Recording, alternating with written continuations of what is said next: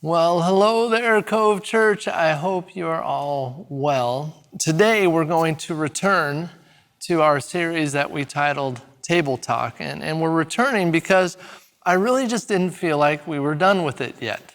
I felt like there was more that God wanted to show us because we have been discovering in this series this particular truth, that good things happen around tables.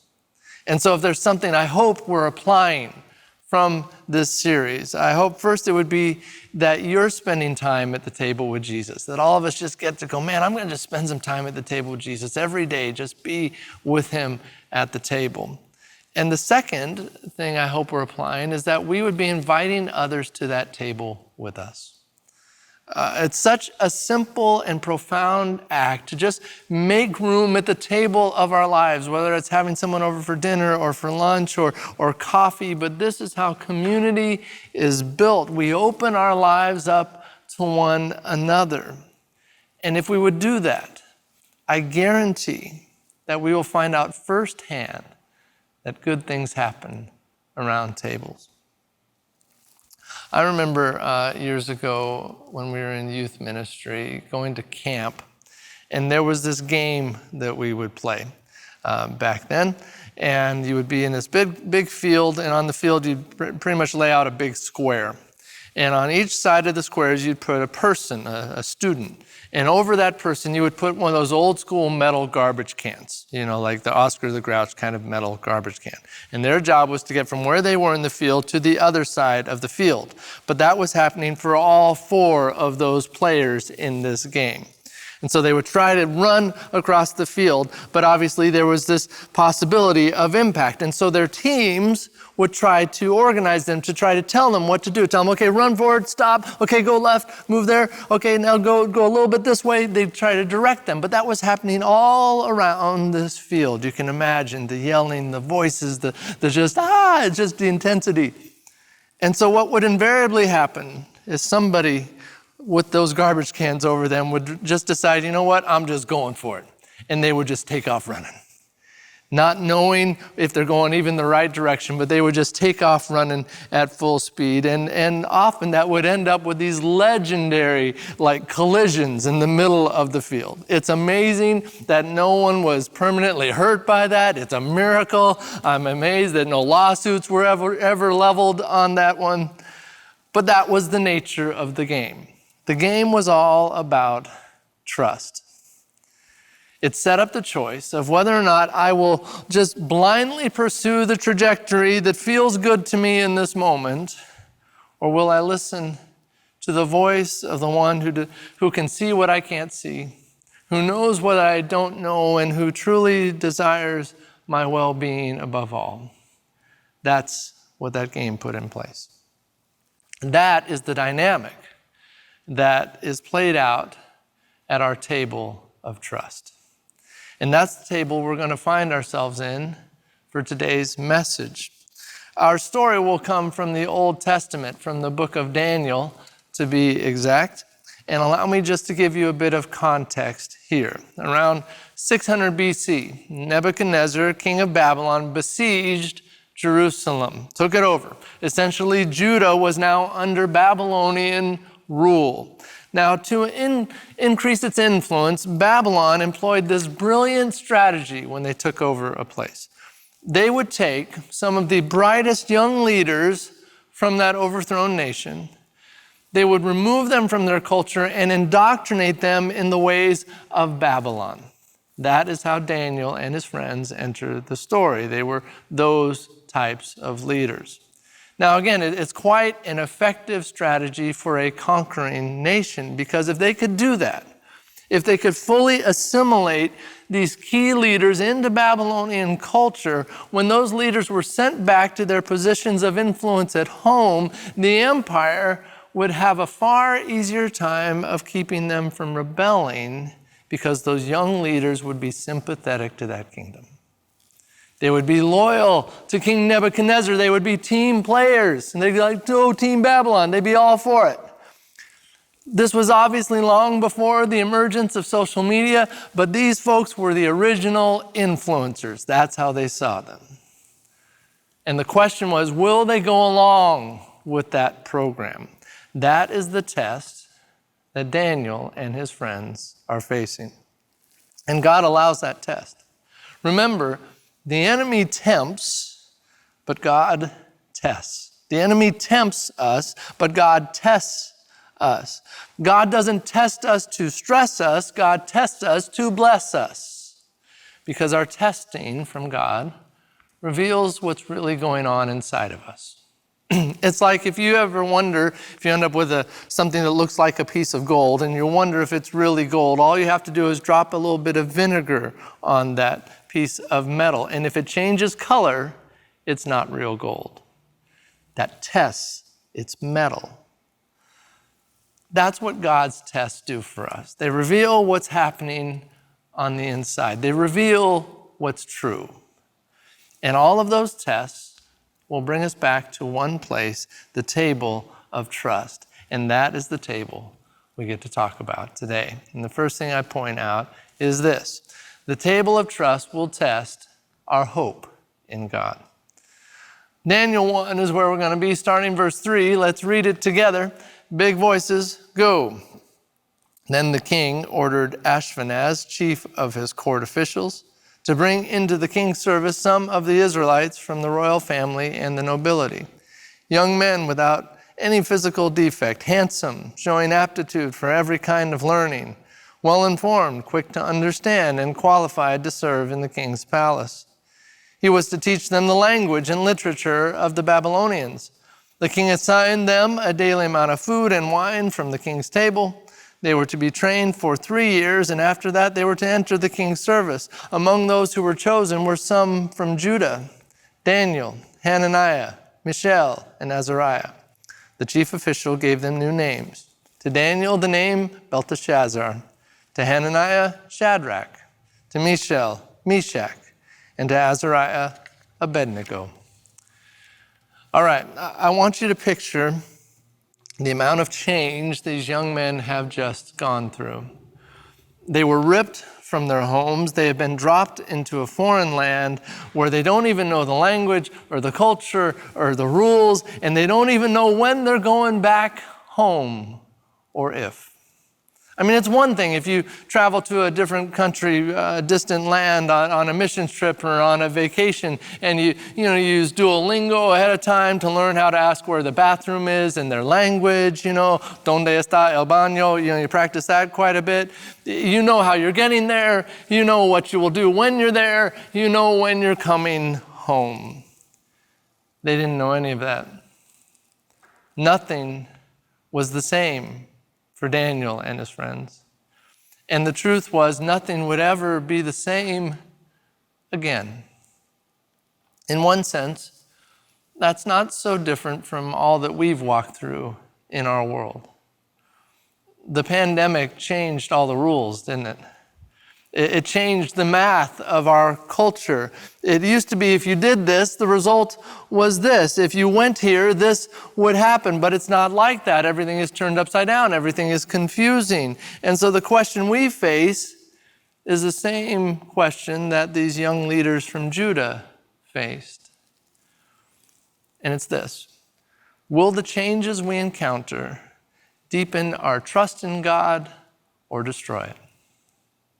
Will the changes we encounter deepen our trust in God or destroy it? That is how dramatic change tests us. Here's why. Because change is the crucible of trust. Change is the crucible of trust. See, here's what I mean. I can take a rope, and I could hang it from these rafters way, way up there here in our church auditorium. I could hang it from those rafters, and I could tie it with a knot, feel really, really secure about it, tell everybody in this room it's totally secure, totally safe, that knot will not slip. But the only way I can prove that claim to be true is when I somehow get up there and grab a hold of that rope and hang on to it with all my weight in both hands. That's when I prove that to be true. That's when I prove that it's trustworthy. There's an action tied to it. That is the crucible moment. That is the test. Trust is action, not just word. And friends, we have been, and we continue to be, in a test that moves us beyond words. And this is what I mean. The test is, will I trust God amidst what feels like an increasingly broken world? Will I connect to God's people amidst a broken church? Will I believe that God still wants to bring healing to the broken relationships of my life? Will I seek the God who is unchanging amidst so much change around me? You know, it's not long ago, you could go to a grocery store, and if you wanted it, they just had it, right? They had like 8 different types of whatever the thing was you wanted. But now you can go to the grocery store, they may not have it. Like, I'm looking for this. They just don't have it. Like toilet paper, I don't know if they're going to have it. You know, baby formula, I don't know. They may not just have any of it. That's possible now. It didn't used to be like that. I remember not that long ago talking about gas prices and being like, well, at least it's not in Europe. You know, not like Europe, because they've got $6 a gallon gas over there. Guess what we have? I remember the days not long ago when you would order stuff like from Amazon and you would click, okay, I'm going to buy that right now. And you'd click it and you'd hear a knock on the door. Ding, ding, ding, ding. Here's your order. It would be just right there, that fast. Now, it takes a while. Like we ordered the new soundboard that the church just ordered, which I'm so excited about. We just ordered it a few weeks ago. Guess when it arrives? December. It's not like it used to be. See, the changes we have faced only increase the heat of the crucible. All these new changes, all they do is they increase the heat of the crucible. And just like these young influencers, we can allow that change to increase our trust in God or to destroy it. And sadly, I think many are finding themselves in the latter. And I get it. There is not a week that goes by that I don't encounter another man or a woman who's jaded from the world, who's wounded from the church, who's weakened by relational pain. We are surrounded by what feels like an endless tornado of change and tumult. So were Daniel and his friends. Yet here's what they did. They stayed close to God, knowing that just like the story of Esther, perhaps God called them to this moment for such a time as this. It was true for them, and it's true for you. I know how uncomfortable change is. I do. But friend, don't lose hope today. God will meet you on the path, and God will lead you to the other side. Just don't lose hope in God, because the table of trust will test our hope in God. That's the first thing. Here's the second. The table of trust will test our relationship with God. Let's continue the passage. Daniel 1, pick it up at verse 8. Big voices, go. But Daniel resolved not to defile himself with the royal food and wine. And he asked the chief official for permission not to defile himself in this way. Now God had caused the official to show favor and compassion to Daniel.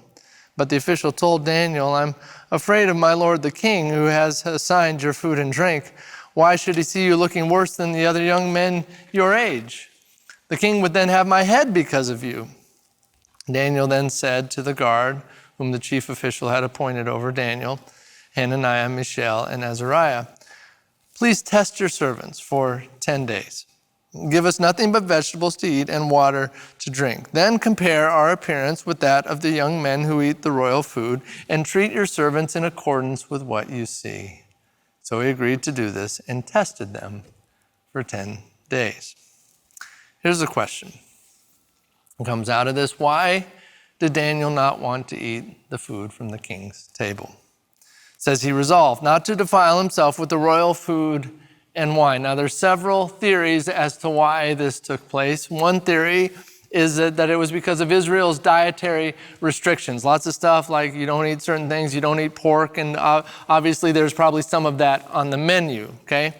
Yet in Israel, we always see that they were really pro-wine. I mean, man, every time you read the Bible, it's a lot of wine happening there, so I'm not sure that fully explains the veggie and water diet.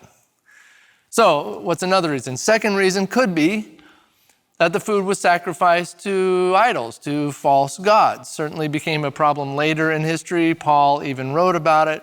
But there isn't a lot of evidence that that was pervasive then. So what's the explanation? Well, the third explanation to me is the strongest, and here's what that one is. The idea is this, that Daniel didn't want to place himself in a position where he elevated the king's relationship with him over his relationship with God. Essentially trusting the king's rule over God's rule in his life. That was the place that Daniel was drawing a line.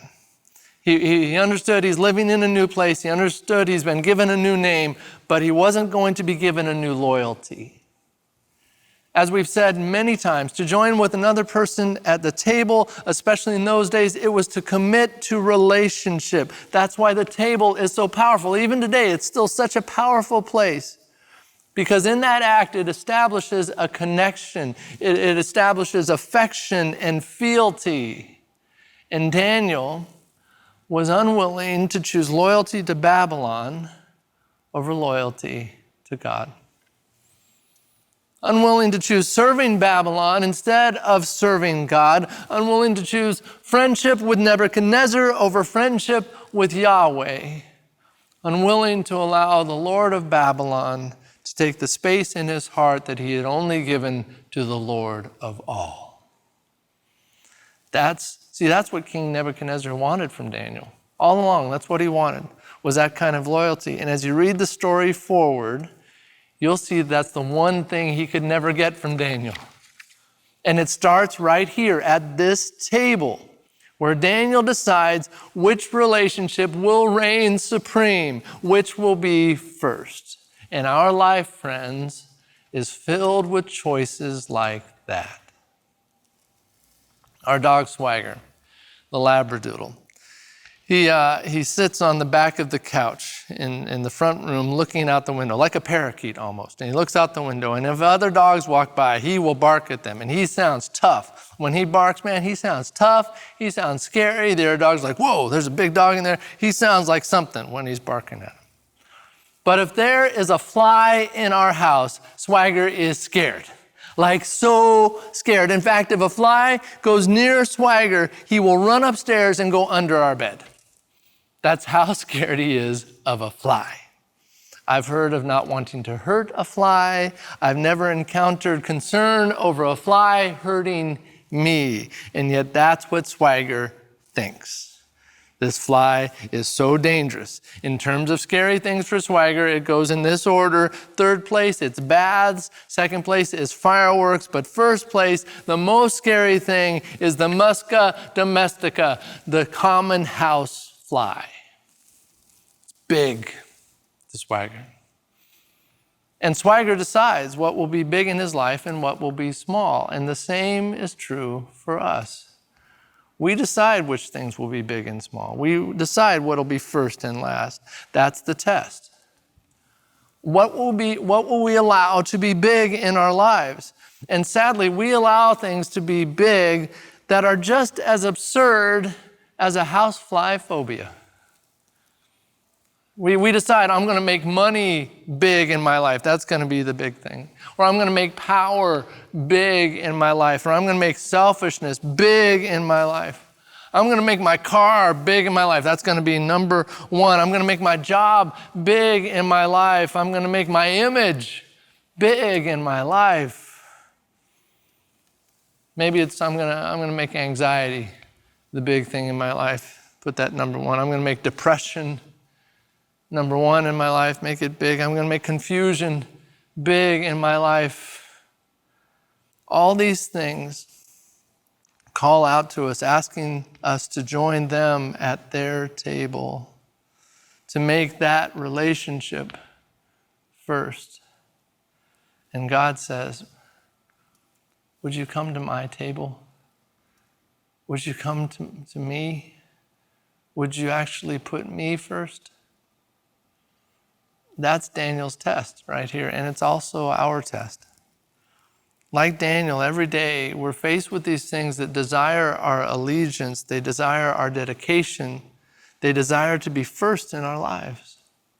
And yet God tells us there's only one name that's to be above every other name, and that's to be the name of Jesus. Would I trust that name above all else, above every name? Because the table of trust will test our relationship with God. That's the second thing. Here's the last thing. The table of trust will test our calling from God. Let's finish out the passage, Daniel 1. Pick it up at verse 15. Big voices, go. At the end of the 10 days, they looked healthier and better nourished than any of the young men who ate the royal food. So the guard took away their choice food and the wine they were to drink and gave them vegetables instead. To these 4 young men, God gave knowledge and understanding of all kinds of literature and learning. And Daniel could understand visions and dreams of all kinds. At the end of the time set by the king to bring them into his service, the chief official presented them to Nebuchadnezzar. The king talked with them, and he found none equal to Daniel, Hananiah, Mishael, and Azariah. So they entered the king's service. In every matter of wisdom and understanding about which the king questioned them, he found them 10 times better than all the magicians and enchanters in his whole kingdom. So, without realizing it, the 4 friends were entered into this massive reality competition show called Celebrity Apprentice Babylon Edition. They didn't know that, but that's what they're in. The winners get the job working for the king. And we see right here the result of their trust in God at the table. It resulted not only in them looking better on the outside, but being better on the inside. They were smarter, they were faster, they were more gifted. They were not just pretty faces, but they were thoughtful and insightful and helpful. Daniel could interpret dreams and visions. The rest excelled in literature and wisdom. All of this, the result not just of gifting alone, although we were told they were, yes, naturally gifted, but now their natural abilities are being fortified with supernatural abilities, with God's abilities. And this made them stand out above all others. It made Daniel stand out among all the hack magicians and enchanters. It made the king declare them the winners of Celebrity Apprentice Babylon Edition. Here's why.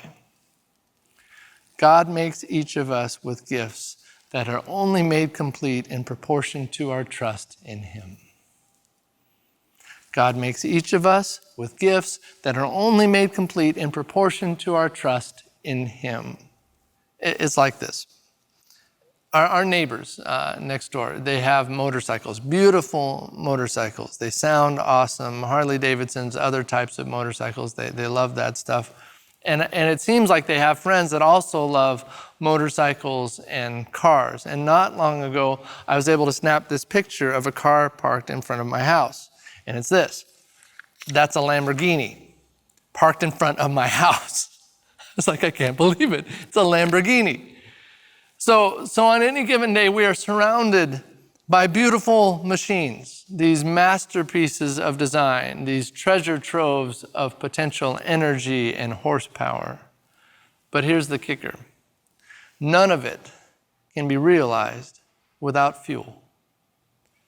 That Lamborghini is nothing but 5,000 pounds of fiberglass and steel, only raw potential until that potential is activated by the addition of fuel.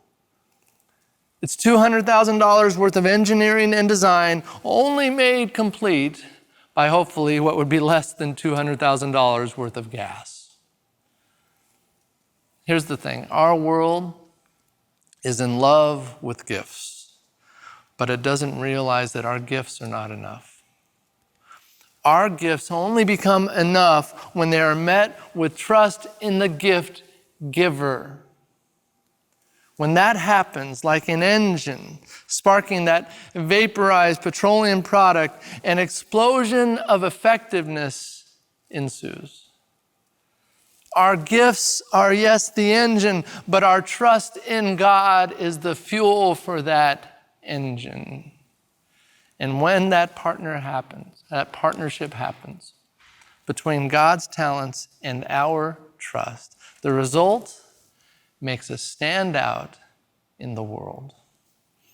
It did for Daniel and his friends, and it will for us because of this. God's talents plus our trust equals genuine transformation.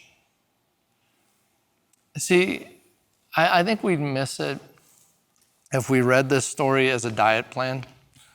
I do. I mean, people have made it a diet plan. In fact, churches have even made that diet like part of the tenets of their faith. You know, do the Daniel fast, all those things. And I don't got any problem with people saying eat vegetables and drink water. I mean, don't eat kale. We know that's awful. But you can, do those things. Nothing wrong. Don't drink too much wine. You don't want your head to be cloudy. Stay hydrated. All that's fine, okay?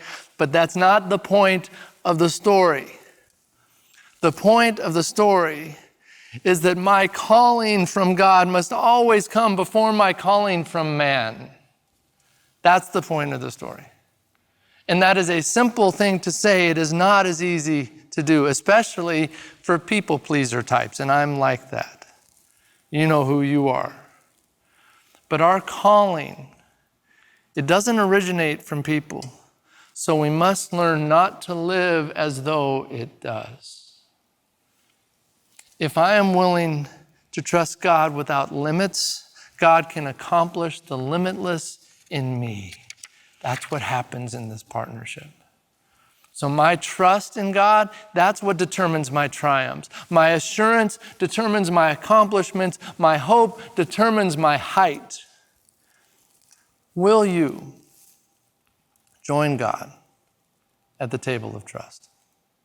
Giving God everything, that first place, your hopes, your disappointments, your hurts, your fears, your questions, your doubts.